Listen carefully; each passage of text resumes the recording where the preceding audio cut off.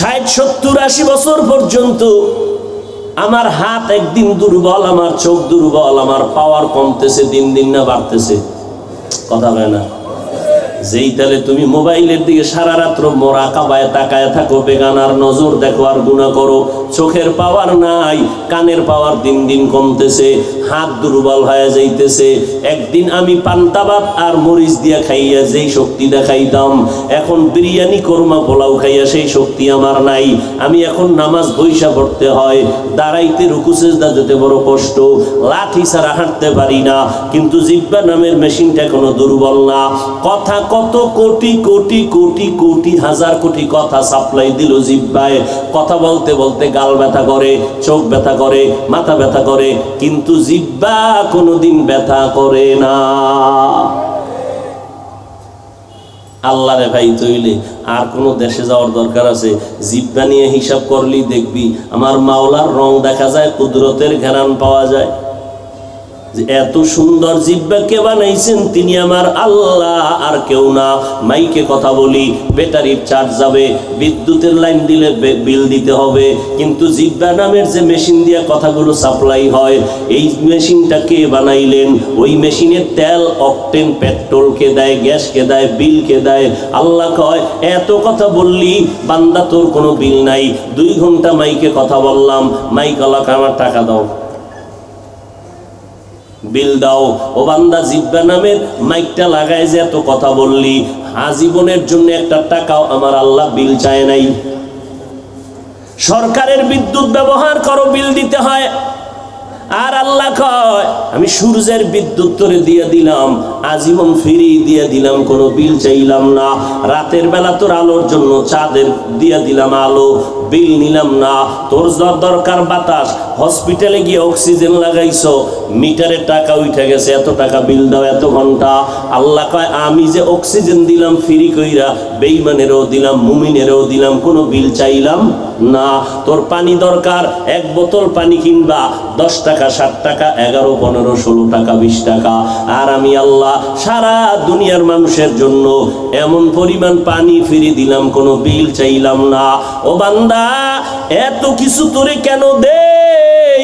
কারণ আমি তোরে বেশি মোহাব্বত করে বানাইছি, আমি আর কাউকে এত মোহাব্বত করে বানাই নাই। বান্দা, তুই আমার গুণগান গাবি, 5 বেলার নামাজ পড়বি, আমি আল্লাহ বলি নাই মাইয়া ফোলা বাদ দিয়া তুই জঙ্গলে জিকির করবি, ব্যবসা করবি না, চাকরি করবি না, লেখাপড়া করবি না, আমি আল্লাহ তাও বলি নাই। ব্যবসা করো তাতেও আমি আল্লাহ রাজি, চাকরি করবা তাতেও আমি আল্লাহ রাজি, বান্দা লেখাপড়া করবা তাতেও রাজি। তবে বান্দা, সারা দিন রাত 24টা ঘন্টা দিয়ে কাবার দিয়ে দিলাম, 22 ঘন্টা তোরে একেবারে ফিরে দিয়ে দিলাম। এই 22 ঘন্টা তুই তোর সংসারের কাজে ব্যয় কর, চাকরি ক্ষেত্রে ব্যয় কর, ব্যবসার ক্ষেত্রে ব্যয় করো। 22টা ঘন্টা মাইয়া বলার পিছনে দাও, লেখাপড়ার পিছনে দাও। 24 ঘন্টার 22 ঘন্টা তোমারে দিলাম, থাকলো কত? আরো জোরে বলেন। মাত্র 2 ঘন্টা সময় তুই আমি আল্লাহর জন্য তোর কল্যাণে ব্যবহার করবি, তাও একসাথে দেওয়া লাগবে না, কারণ একত্রে 2 ঘন্টা দেওয়ার হাতে তোমার টাইম নাই। আমি আল্লাহ ভাগ ভাগ করে দিলাম, জানো তুমি টেরও না পাও যে 2 ঘন্টা চলে গেছে। ফজরের পরে 4 রাকাত নামাজ, মাত্র 20 মিনিট। কয় মিনিট? এবার তুমি দোকানে চলে যাও, আবার জোহরের সময় এসে 10 রাকাত পরে 20 মিনিট ব্যয় করো। আবার তুমি চাকরিতে চলে যাও, আবার আসরের 4 রাকাত নামাজে 20 মিনিট দিয়া আবার তুমি সংসারের কাজে নেমে যাও। আবার তুমি মাগরিবের 5 রাকাতে 20 মিনিট দাও, আবার তুমি দোকানে চলে যাও। এশার 9 রাকাত নামাজে তুমি 20 মিনিট দিয়া ঘরের মধ্যে যাও। সারাদিন দোকানে সময় দিছো, ব্যবসায় সময় দিছো, লেখাপড়ায় সময় দিছো। এবার এশা পড়িয়া ঘরের মধ্যে গিয়া সন্তানের সময় দে, স্ত্রীকে সময় দে। কপাল ভরা জাতি, স্ত্রীকে সময় দাও না, সন্তানের দাও না, মোবাইলে সময় দাও। আল্লাহ শান্তি দিবে কেন? 22 ঘন্টা দিয়ে দিল আল্লাহ তোমারে, ফিরি যাও, তুমি ব্যবসা করো, লেখাপড়া করো, ঘুমায় থাকো, ঘুমাও। মাত্র 2 ঘন্টা সময় তাও 20 মিনিট 20 মিনিট করে 5 বেলায় দাও। এরপরে রাতের বেলা তুমি ঘুমায় যাও, আবার ঘুম থেকে উঠা 4 রাকাত ফজর পড়ো। আল্লাহ কয় ফেরেশতারা লেখ বান্দা যতক্ষণ ঘুমাইলো এই ঘুমের সময়টাও নেকের পাল্লায় লিখে রাখ। কাদের কুদরত দারি বরকামাল আন্তা রব্বি আন্তা হাসবি যুল জালাল তুহি কাদের জলিলুল্লাহ জাহাদার বহর হালি তুহি মেরা নেগাহদার। আল্লাহর এত সুযোগ পাইয়াও যারা নামাজটা পড়ে না, কেমন ভিড়া আল্লাহর দেওয়া উচিত। হ্যাঁ, সংসার বন্ধ করতে আল্লাহ বলে নাই, চাকরি ছাড়তে বলে নাই, লেখাপড়া করো, ডাক্তার হও, ইঞ্জিনিয়ার হও, প্রফেসর হও, আল্লাহ নিষেধ করে নাই। শুধু 20 মিনিট করে সময় দিয়া 5 বেলার নামাজটা পড়বা, এতে তোমার ক্ষতি না, শরীর ফ্রেশ থাকবে, পেরেশানি কম থাকবে। আল্লাহ তো কুদরতের বরকত এমনিই দিবেন, চেহারার উজ্জ্বলতা বেড়ে যাবে। আল্লাহ খুশি হইয়া তোমার রিজিকে বরকত বাড়ায় দিবেন। এই জন্য আল্লাহ পাক বলেন আমাকে ভয় কর, আর কাউকে ভয় করার প্রয়োজন নাই। আর তাকওয়া নামের মেডিসিন দিয়া জিহ্বাটারে হেফাজত করো। এই জিহ্বাটারে কন্ট্রোল করবা আল্লাহর ভয়ের মাধ্যমে। কেমনে কন্ট্রোল করবা? এই জিহ্বা দ্বারা গুনাহ বেশি হয়, এই জন্য জিহ্বাটারে কন্ট্রোল করো। কেমনে বলে? মৌলিক কয়েকটা গুনাহ থেকে জিহ্বাটারে বাঁচাও, এরপরে মৌলিকভাবে কয়েকটা নেক আমল চালু করো। যখন নেক আমল চালু থাকবে গুনাহ হওয়ার সম্ভাবনা থাকবে না। আরে মিয়া, গ্লাস খালি, একটা বক্স খালি, খালি গ্লাসের মধ্যে কিছু রাখো, মধু রাখো, তাহলে অন্য কিছু আর কেউ রাখবে না। খালি ফালায় রাখলে এটার মধ্যে কিছু না কিছু রাখবেই। জিহ্বা দিয়ে নেক আমল চালু রাখো, গুনাহ আর ঢুকবে না। মৌলিক কিছু গুনাহ ছেড়ে দাও, মৌলিক কিছু নেক আমল চালু করো, তো জিহ্বা কন্ট্রোল হয়ে যাবে। এক, মিথ্যা কথার থেকে জিহ্বাটারে বাঁচাও। কিসের থেকে? মিথ্যা বলা হালাল না হারাম? ছোট পাপ না মহাপাপ? মিথ্যা থেকে জবানটাকে বাঁচাও। কারণ আল্লাহ বলেন মিথ্যাবাদীর জন্য জাহান্নাম। ওয়াইলুন ইয়াউমাইযিল লিল মুকাজ্জিবিন, ওয়াইলুন ইয়াউমাইযিল লিল মুকাজ্জিবিন, ওয়াইলুন ইয়াউমাইযিল লিল মুকাজ্জিবিন। মিথ্যাবাদীর জন্য জাহান্নাম, মিথ্যাবাদীর জন্য জাহান্নাম, মিথ্যাবাদীর জন্য জাহান্নাম। শুধু জাহান্নাম তো পরের ফিডা, এর আগে দুনিয়াতে তার বিপদ। মিথ্যা কথা বলিয়ে কোনো মানুষ মরণ পর্যন্ত শান্তি নাই। একটা মিথ্যাকে প্রতিষ্ঠা করার জন্য 1000 মিথ্যার কাবার লাগাইতে হয়। আর মিথ্যার বর্তমান একমাত্র ফ্যাক্টরি হলো গজবের মোবাইল। মোবাইলটা কানে লাগাইয়া ঘরের ভিতরে হইয়া হইয়া কয় আমি দুনিয়াতেই নাই। তুমি কই? আমি দুনিয়াতেই নাই। কি পরিমাণ মিছা কথা মোবাইলের মাধ্যমে কয়, আছে না নাই? হায় ইয়াকুম আল কিযব ফাইন্নাল কিযবা ইয়াহদি ইলাল ফুজুর ওয়া ইন্নাল ফুজুরা ইয়াহদি ইলান নার।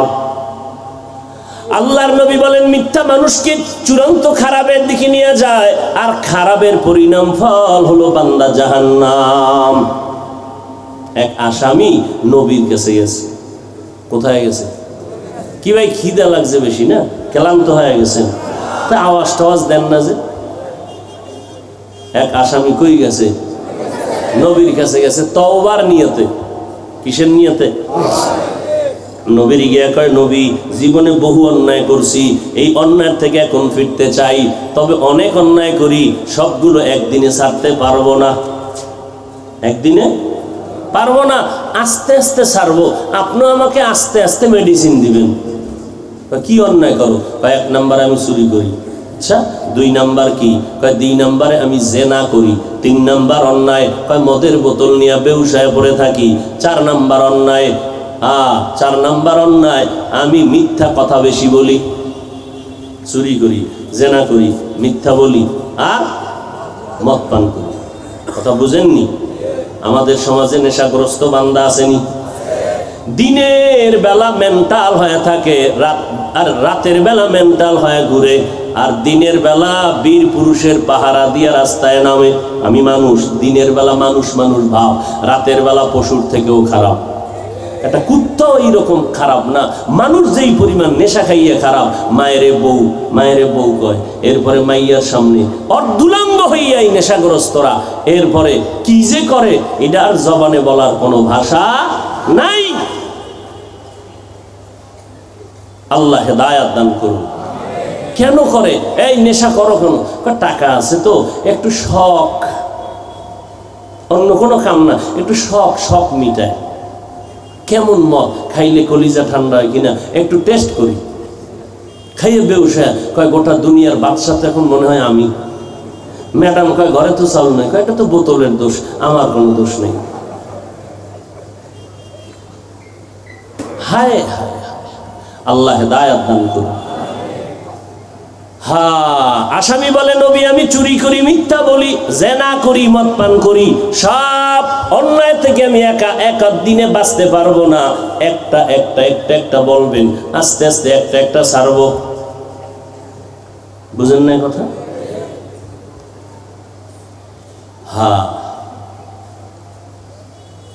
এবার নবী কয় তো একটা বলি না, ঠিক আছে। সোরায় মনে মনে করছে, ভাবছে যে নবী বলবে চুরি করাটা বাদ দাও, জিনা করা বাদ দাও। নবী এমন এক মেডিসিন দিছেন, রহমতের নবী বলে মিথ্যা বলাটা আগে ছাড়ো। সোরায় কয় এটা কোনো ব্যাপার হইল? তো কঠিন কিছু বলে নাই নবী। লোকটা খুব খুশি, দৌড়। আমার চুরি করতে বন্ধ করতে বললো না, তাহলে আজকের চুরি হবে বরকতের চুরি। কারণ নবী জানেন আমি চোর, আজকের চুরিটা বরকতের চুরি হবে। দামি দামি ঘরের মধ্যে গিয়া চুরি করব, মিথ্যা বলা বন্ধ, চুরি করা বন্ধ করতে নবী বলেন নাই। আল্লাহর বান্দা দৌড়ায় গেল বাড়ির মধ্যে, রাতের গভীর অন্ধকার, চুরির নিয়তে ঘর থেকে রওয়ানা। রাস্তার মাঝে গিয়ে ব্রেক হয়ে গেল। আমি যে চোর এটা কেউ না জানলেও কে জানেন? নবী জানে না, টের পাইছে না। চুরি করার পরে যদি লোকটা দৌড়াইয়া নবীর কাছে যায় যে আমার ঘরে মাল নাই, চোর আইছিল, নবী জানেনি আমি চোর। নবী কবে দিগায় চুরি করছে কে? ওয়াদা না দিয়েছি, মিশা খাওয়ান যাইতো না, তখন তো সত্যিই বলা লাগবে আমি করছি না। নবীর সামনে আমি দ্বিতীয়বার ওপেন চোর হইয়া দাঁড়াতে চাই না। আমি ওপেন হয়ে নবীর দাঁড়াতে চাই না যে চুরি করবো নবীর অজান্তে। কিন্তু নবীর সামনে যদি বলা লাগে আমি চোর, না আমি আর চুরি করব না। রাস্তার থেকে ফিরিয়া বাড়ি গেল, মদের বোতলটা নিয়ে নিল। নবীর সামনে যদি আবার কালকে দেখা হয়ে যায়, নবী যদি কয় মদ পান করছো নি, তাহলে আমাকে বলতে হবে সত্য করছি। না, নবীর সামনে ইচ্ছা কইরা ধরা পড়ব না। এবার মদের বোতল ফালায় দিল, জিনার থেকেও বেঁচে গেল। নবী এক মেডিসিন দিছেন, এক মেডিসিনে বান্দা আল্লাহর ওলি হয়ে গেছে। ইমামুল আউয়ালিন আল আখিরিন বহরে সাদকা রাহমাতাল লিল আলামিন সাইয়্যিদুল কাউনাইন খাতামুল মুরসালিন আখির আমদ বুদে ফখরুল আউয়ালিন। এক নাম্বার জবানকে গুনাহ থেকে, মৌলিক গুনাহ থেকে বাঁচাও। এক নম্বরে মিথ্যা থেকে বাঁচাও। দুই নাম্বার জবানের দ্বারা গালাগালি বন্ধ করে দাও। ভাই আপনারা হুজুরেরা স্টেজে যেই পরিমাণ গালি দেন তা তো আমরা মোটামুটি লাইন নিয়েছি। হুজুরে কালা চশমা লাগাইলেই দেখে দুনিয়ার সবাই কাফের। গালাগালিতে দেশ ভরে গেল। আর একজনে কয় গালি না দিলে মানুষ সোজা হয় না। মানুষ সোজা হয় ঠিক, হে সোজা হয় নাই, সে বাঁকাই রয়ে গেল। গালি দেওয়া হারাম, কোরআন শরীফেও বলে হারাম, বুখারী শরীফেও বলে হারাম। ও নবীর উম্মতেরা, গালি দিও না রে বাবা। বাইরের মানুষের কথা বাদ দেন, নিজের ছেলে, নিজের মেয়ে, নিজের স্ত্রী, নিজের ভাই, নিজের বোন, এদের সাথে কি পরিমাণ গালাগালির গুনাহ করেন এই হিসাবটা কমপ্লিট করেন, বাইরের হিসাব পরে করেন। কারণ আমার আল্লাহ আগে কয় কু আনফুসাকুম ওয়া আহলিকুম নারা, জাহান্নাম থেকে আগে নিজে বাঁচো, তারপরে আহাল বাঁচাও। 2 নম্বরে বান্দা গুনাহ থেকে বাঁচো, বান্দা গালাগালির থেকে জবানকে বাঁচাও। কুল্লি ইবাদি ইয়াকুলুল্লাতী হিয়া আহসান ইন্নাশ শাইতানা ইয়ানযাগু বাইনাহুম ইন্নাশ শাইতানা লিল ইনসানি আদুওয়াম মুবিনা। এই নবী মুমিনের জানায় দেন কাফেরের সাথে যেন খারাপ আচরণ না করে।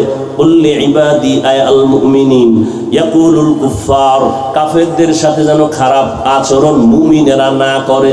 তার মানে মুমিন হইয়া কাফেরের গালি দেওয়া যাবে না, বাকি মুমিনের গালি দেওয়া যাবে।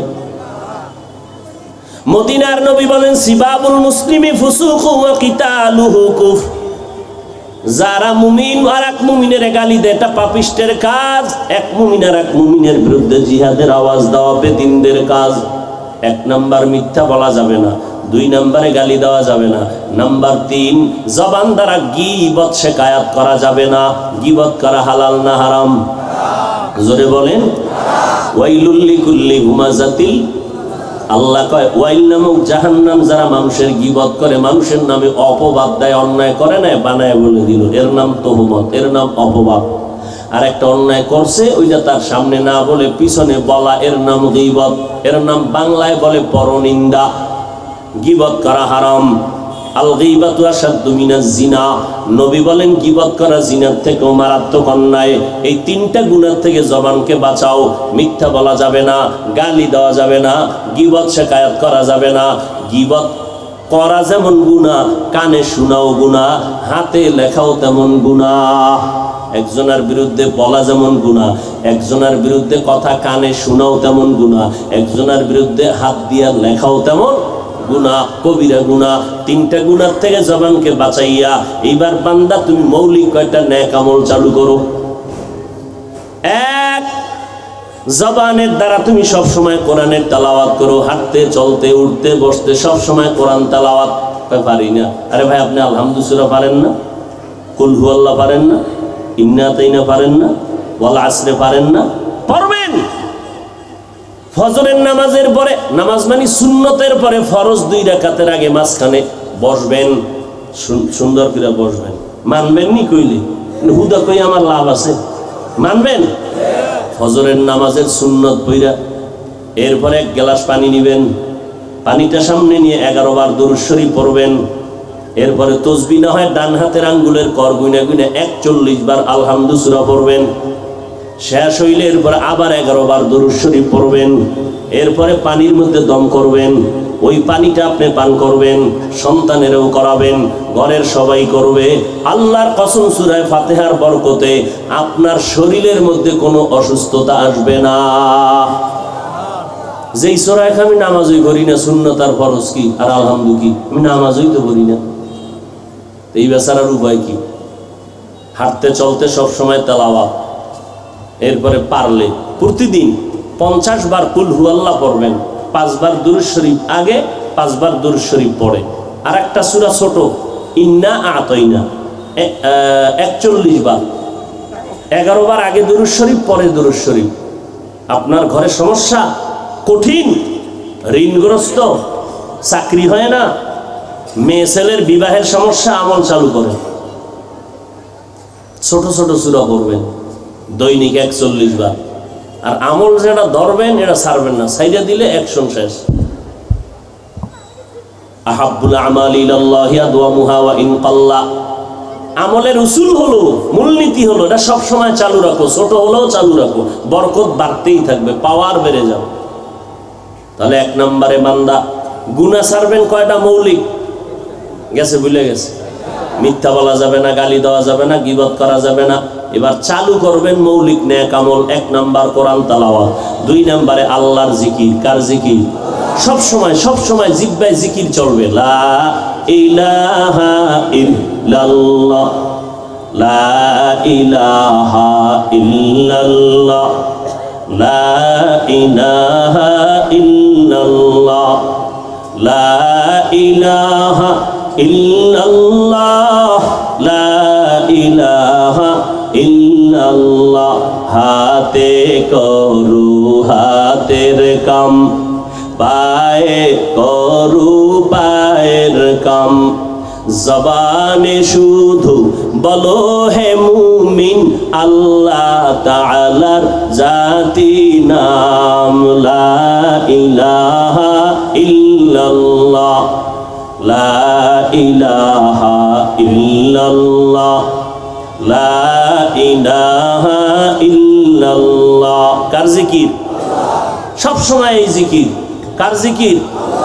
আর ফাঁকে ফাঁকে তসবিহ। কার তসবিহ? যেমন 5 বেলার নামাজের পরে 5 বার, ঘুমের সময় একবার, টোটাল কয়বার? 6 বার।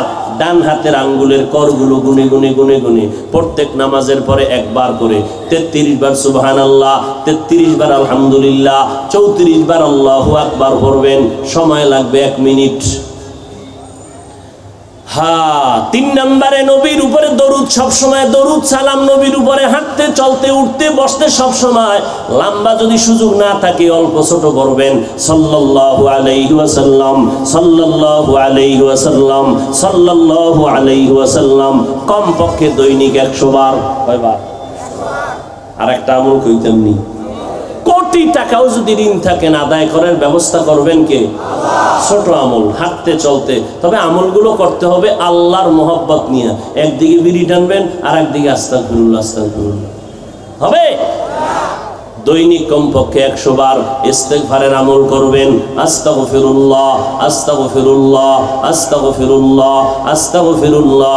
বাড়াইয়া সময় থাকলে পড়বেন আস্তাগফিরুল্লাহাল আযীম আল্লাযী লা ইলাহা ইল্লা হুয়াল হাইয়ুল কাইয়্যুম ওয়া আতুবু ইলাইহি। এতটুকু কমপক্ষে দৈনিক কয়বার? 100 বার। পারবেন ইনশাআল্লাহ? রাজি আছেন?